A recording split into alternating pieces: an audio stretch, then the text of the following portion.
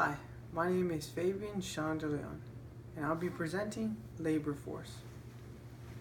The background behind labor force. I'm interested to know where I fit in the labor force. The labor force of America is interesting. There's so much data that is provided on a daily basis. The most common data provided from workforce or labor force is unemployment rates. And I'm interested in finding out about unemployment. But what about the others? In this presentation, we'll review the relationship between 10 different years out of a 30-year survey that has been completed by GSS. Status of employment.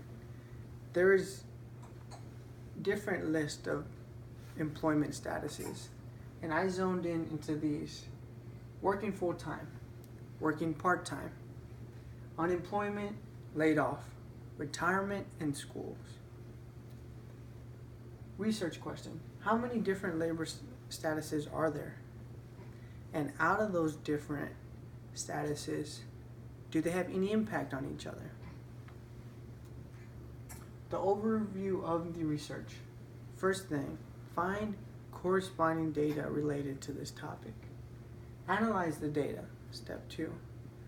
Take the relationship and try to find trends of the data, step 3. Provide the result of the data. Research design and method. I used the data that was provided from GSS under the labor force status. The survey question that they used, and this is quote, last week were you working full-time, part-time, going to school, retired, or what? This question only provides a limited amount of variables, which is great in a survey question because having a limited amount of survey variables can make the data inconsistent and unvaluable. The results of the data. I use this 3D stacked bar chart. As you can see, blue is the highlighted color here that is working full-time, which corresponds to having the highest amount of surveys that have been answered. The second is retired. So that makes sense, right? There's more people working than not working in the other statuses that are provided. And the red that we have here is for working part-time. So you're looking at part-time, temporarily not working, and then you have unemployment laid off. Those are the smallest, one of the smallest compared to school. But when you look at temporarily not working, so are they not working for what time period? Are they been laid off? What is the requirement of not working at that time? These are some of the things that I'm interested in. And then school. School seems relatively low. I would like that to be higher. Why isn't there more people working? When the survey was taken, were the full-time employees working also, or the part-time working also? They only choose to say one answer. These are also things that we have identified in here in the results. But as you can see, every data point, they all increase together. Their correlation is positive. They have a positive correlation with one another. So they both increase and decrease at the same time. We have this one at the lowest.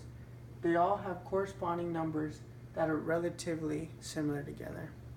Then you have your highest in 2006, which happens to the time I started in the workforce. They all trend up, and this is the highest year out of the 30-year period that's provided. Research conclusion. I used some of this data from 2014 to kind of give us the most current information.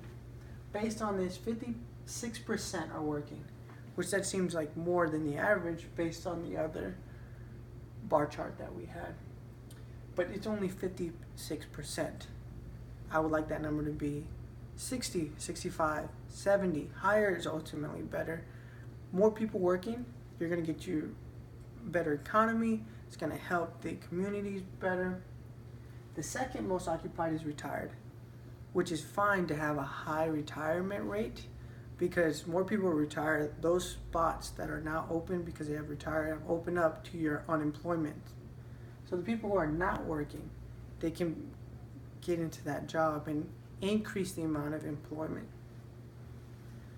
One of the lowest on the labor force is going to school. I'm going to school and I value education. Education can help move towards a higher career path, which opens the bottom half of the unemployment rate. So I move to a new job, that spot they need to fill, unemployment can fill. Answer some questions. So the questions that we wanted to know, what are the different statuses? Well, we found the different statuses, there were 9 different statuses, which not all played a supporting role in this overall data, but they provided a bigger picture of everything that has happened. We've also found, so the second question, that there is a direct relationship between the different statuses, which is the positive correlation, which they all move together, either down or up, they move together. So conclusion, based on this information, I want to get the results and collect data that we found, and there hasn't been much changes in the course of 30 years. And I would like to have there some change.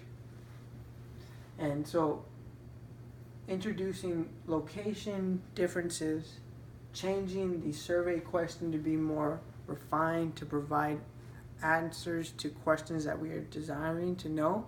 Why is unemployment so high? Why does it fluctuate? I know things are happening, there's many different variables involved, but why not have answers? Why not have those questions answered? The next step. So a new survey question will be presented to allow us to answer these questions that I don't have the answers to. Why are there lower employment rates? Why don't we have higher school statuses in different regions of the state and country? Having a consistent survey question, maintaining that is actually ideal. That's a great thing to do. How else are you going to get accurate data if everything keeps on switching? So maintaining one solid question, answering the desired question that you are looking for. And then on my own, I'm going to do research online to find out if there's more surveys that have been done, so I can see if these answers have already been answered, and build on top of those to see what else that I can answer and help.